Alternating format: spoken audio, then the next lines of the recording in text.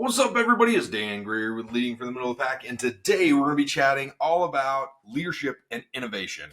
So we're going to be diving deep into discussing the roles of leaders and talking about enforcing, how about fostering, okay, innovation within your company and within your organization and within your team, okay. So that's what we're going to be chatting about today. We're going to be talking about all about innovation, thinking outside the box, that kind of stuff. So stay tuned. Right after the theme song, we're going to cue it up right now, and we'll be right back. The big question is this: how are leaders like us, who aren't necessarily in a management position, who go out and get our hands dirty, who are ready to answer their calling from God to lead, who are driven to learn and grow, gain the trust and respect of those around us, to actually be heard while not coming across as an authoritative prick? These are the questions, and this is the podcast that will give you the answers. Hi, my name is Dan Greer, and welcome to Leading from the Middle of the Pack. Awesome! So glad you guys are still here. So today we're going to be talking all about innovation. So let's just kind of dive deep into this. What is innovation? Innovation is thinking outside the box. It's looking forward to change. It's making things better. Right. So we've talked about in the past, we've talked about don't be a problem finder, be a solution seeker. And the thing is innovation is the same thing. It's finding solutions for what's going on and what you need to. So if you're a problem creator or problem finder, right, you're not actually seeking solutions. If you're being innovative, if you're leading innovation, then you're promoting that solution seeking on your entire team. Now, let me ask you a question. And let me just kind of bring this up here for a second, is what does that look like to you? What does it look like if you're leading innovation? If you're helping others to become innovative, what does that look like? Well, there's a lot of different ways that it looks like, right? And I'm sure that some of you have already got answers rolling through your head, and you're probably spitting them out loud and not even listening to me anymore. So I'm going to give you just a second to finish your answers, right? Okay, now that that's done, all right. Here's my idea of what it looks like to be an innovative leader. It's encouraging others to think outside the box. So when somebody comes to you and they go, I get this. So I get this quite a bit. Dan, how do I do this? I don't know. Part of me wants to be here's exactly how you do it. Go do it this way. And part of me is find a solution. Don't find a problem. The problem is bills didn't go out on time. The solution is I went through and checked all my customers, made sure all the invoices were right, and then I sent them out myself.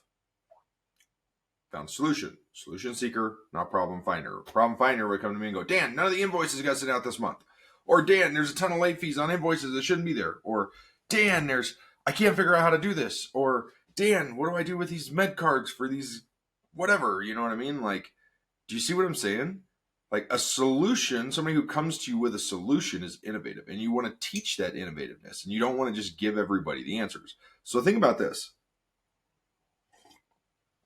That pause brought to you by a coffee break. Anyways, my point is, think about this. If you have kids, do you want your kids to be reliant upon you, or do you want them to be able to innovate ideas on their own and be kind of outside the box and forward thinking? You want them to be forward thinking. You don't want them to turn 18 and be like, oh, wow, this cell phone costs a lot of money, and oh my gosh, gas is expensive, and holy crap, insurance is going to make me go broke, and I've got to buy groceries? And I've got to pay rent, or I've got to pay a mortgage, right? You don't want to set them up for success. You want to set them up for success. Oh my gosh, that totally came out wrong. You don't want to set them up for failure. And so you're trying to teach your kids to be innovative. Well, your team is the same way. As a leader, if you just always give them the answers, boom, here's how you do this. Boom, here's how you do this. Boom, how you do this. You're like, oh man, I feel so good. I got so much accomplished. But in the end, you're kind of I didn't really get anything accomplished because I still have to answer all these questions. I've created a bottleneck as a leader where everybody has to come to me to ask these questions. I haven't given them any authority on their own to go look it up, to go figure it out. I'll tell you what, you take 30 minutes, you look this up, you see if you can figure it out. You come up with a solution or possible solutions, and you come back to me as to what to do. Don't come to me and say, hey, here's this problem. Come to me and go, here's a problem, here's 3 solutions. Which way do you want to go? Or here's a problem, here's 3 solutions, this is a solution I would take, what do you think? That's even better, because you know what happens after you do that once or twice? I go, okay, I trust you. Go do your thing. You, as long as it doesn't cost more than $1,000, go make it happen. right? And I started out with $50 or $10, and then it was $50, then it was $100, then it was $200, then it was $250, then it was $300, then it was $400, then it was $500, and now we're up to 90% of the people on my team. If it doesn't cost you more than $1,000, you figure out how to make that decision and you move forward. And I can't wait until it's like, oh, I've got somebody like, as long as it doesn't cost $1 million, you can do this, right? Like I can't wait till I have that person on my team. That's what you have to get my approval for anything big, anything over this much money, right? And I can't wait till I have that. But we don't have it yet. I digress. My point is like, if you're teaching people that as a leader, if you're teaching them that they have to come to you to get the answer, it may empower you, but does it empower them? I'm going to say that again. If you're teaching people that they have to come to you to get the solution or the answer or the okay to make it happen, it may make you feel really good and important because you're making a lot of decisions, but are you empowering them to allow this company, to allow your team to be self-sustaining? My end goal is that I could die tomorrow and my team could keep running the business. My wife could step in and she could run everything except for being this beautiful face. Yeah, she'd be much more pretty than me. But you know what I mean, right? Like our stuff would probably go through the roof if actually I had Jenna doing these instead of me. What the heck am I thinking? Oh, my goodness. Anyways, I digress. My point is that like if you're teaching people to be reliant upon you as a leader, not to be innovative, not to come up with their own solutions, not to look for those solutions, you are the problem. And I know that I just turned somebody off. There's somebody out there that's just like, Dan, that's a load of crap. I have to make these decisions. Nobody else is capable of making these decisions. Blah, blah, blah, blah, blah, blah, blah, blah, blah. You know what I say? Crap, crap, crap, crap, crap, crapolia, more crap, and even more crap. That's what it is. That's what you're full of. That's what it's going on. And somebody just turned this podcast off because of that. But it's the truth. If you feel like you're the only one who's competent to make decisions, you are not a leader, you are a boss. Leaders empower people.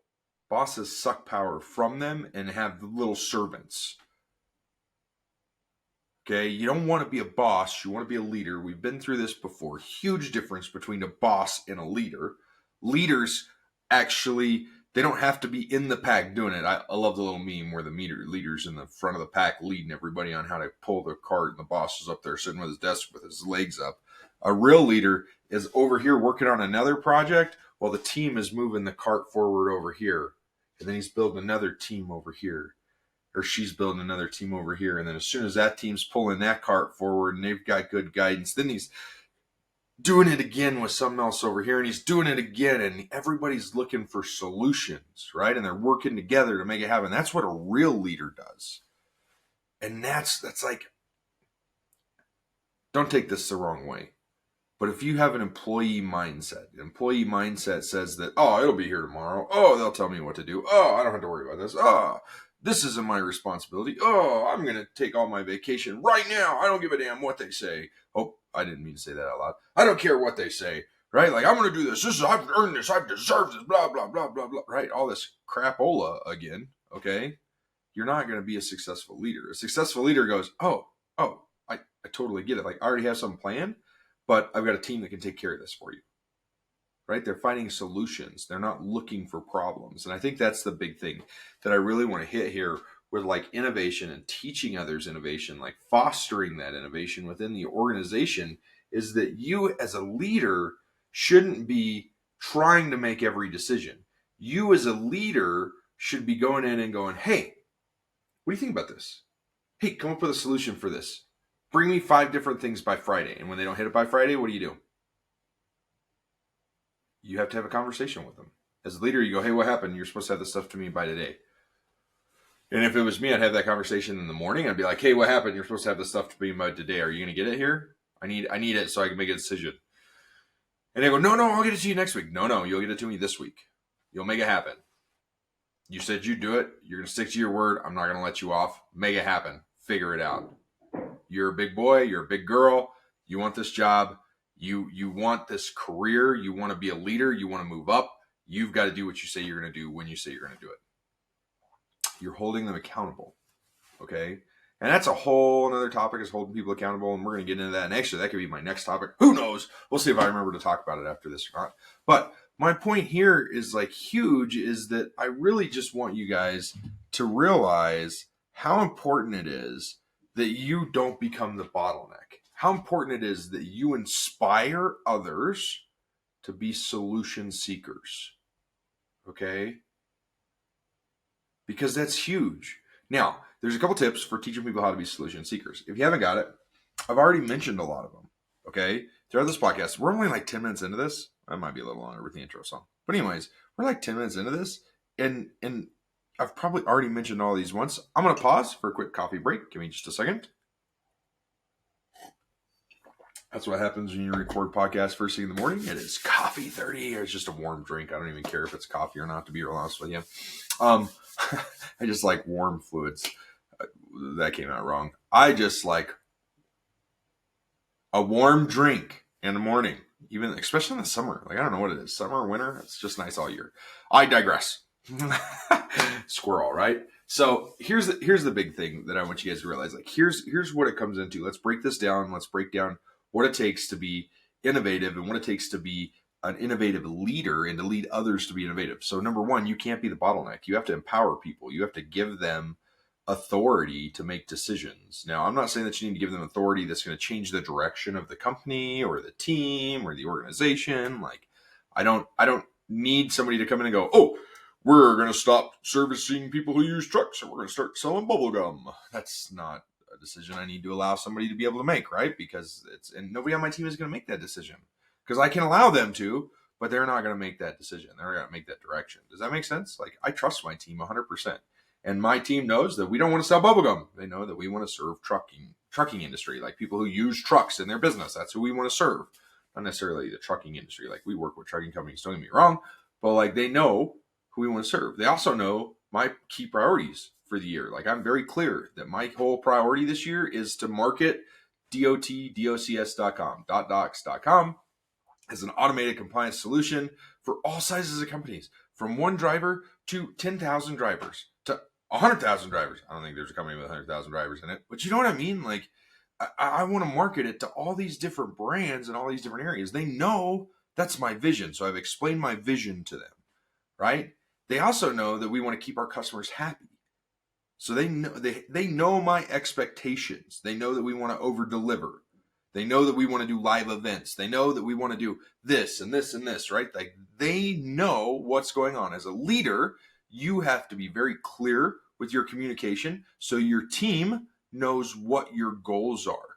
You can't create goals, okay, and expect your team to meet those goals or help you meet those goals if you don't tell them what they are. So you got to be very clear and open with your goals with your entire team. Okay, so that's number one as a leader, what you have to do. And you're like, Dan, how does this innovate? How does this cause them to think outside the box? Trust me, if they don't know how, if they don't know where you're going, if they don't know the end destination, they're constantly going to be like the kids in the back of the bus going, hey, are we there yet? Are we there yet? Are we there yet? Are we there yet? And you just want to smack them and you're not happy. But if they know that your end destination is to get docs, to get our software, our automated software, into the hands of as many people as we can this year so that we can make their lives easier and we can serve them better, then guess what? It's easier for them to help us meet our goal. It's easier for them to think outside the box. It's easier for them to go, hey, we should do an event here. Hey, have you thought about doing this? Hey, have you thought about doing this? And then bring ideas, right? And then them also make stuff happen. No, I haven't thought about doing a live event here. Do it, schedule it, make it happen. It's yours. And then they go, oh, I can't do that. Man, as long as it doesn't cost $1,000, make it happen. I give you that type of permission. Keep it under $1,000 for a 4-day event or a 1-day event or whatever, right? Let's make it happen. Make them be innovative, right? Make them. Let them. Make. Same difference, right? But you got to encourage people to be innovative. You can't encourage them to take the easiest solution or the first solution that comes up. So that means that you've got to empower them. They've got to see your vision. They've got to know where you want to go. They need to know the end destination on the map, wherever that is, right? Then they can work together to get to there. Number two, you got to empower them. And what I mean by empower them is like you have to give them the authority to make decisions. And you can start with small authority. Not everybody has to have the same authority, right? Not everybody needs to be able to make the same decisions, but you give them more authority as they prove their worth. Make sense? Okay. The next thing that you've got to do is okay. So you've given them the vision, you've given them the authority. Now then, you have to trust them. Now this is big, and you have to get them to trust themselves. So that's number 2. Trust them and get them to trust themselves. That's 3 and 4. Okay. But how do you trust them? You have to say, I trust you. And then how do you get them to trust themselves? You have to trust them. I know it sounds crazy that those two things go together. Like you have to trust that they're going to do it right. You can't be like, oh yeah, I need you to get all these event spaces for this area. And then be like, oh yeah, I looked and look at what I found. Yeah, it's okay if you do a little bit of research, but don't like overstep what they're doing. Trust them. Be like, hey, did you check out this? Hey, here's a tool. Have you used this tool? Hey, here's this. Have you used this? And you can give them stuff that allows them to go out and do it. Don't be like, hey, here's 25 event spaces in this area. Right? I'm guilty of stepping on my team's toes like that. I've done it before. Right? But when I empower them, they always come up with a better solution. 100%. All the time. All the time. Working on an event in Provo, Utah. Got a guy scheduling it right now. Super awesome guy on our team. And he was like, hey, he called me and we were chatting. He goes, man, everything's like $600-700. I was like, I bet we can find one cheaper. Let's think outside the box. And he's like, oh, okay. So he started thinking outside the box. He found one where we could bring a meal in. We don't have to use their catering service. We can bring a meal in. There's no 25% surcharge. There's no bull crap that everybody else has. And guess what? It's under $300. He found a venue for half the price once I gave him permission to think outside the box. Do you see how empowering that is to him? Now then, he's like walking on his high horse because he found this event for half the price. And like, I could have probably gone and done the same thing, but then I would have had to do it. Right? I'm not even saying that I couldn't find one cheaper than that. But does it matter? No, I've empowered him. He's now thinking outside the box. The next time he plans an event, you know what's going to happen? It's going to be even better. It's going to be even better. Because, guess what? He knows what to look for. He's going to be like, oh yeah, I can get one for even cheaper than this. Oh, I know how to negotiate this. Oh, I know how to do this. Oh, and each time they do it, they gain a little bit more trust in themselves to make it happen because you trust them as a leader.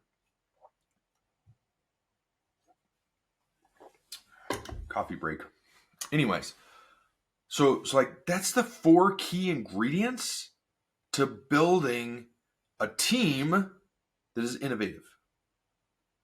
You have to give them permission to be innovative. Like that's the number one thing that so many people don't do who are in leadership roles. They go, yeah, I'm helping people, but you must run everything by me first before you do this.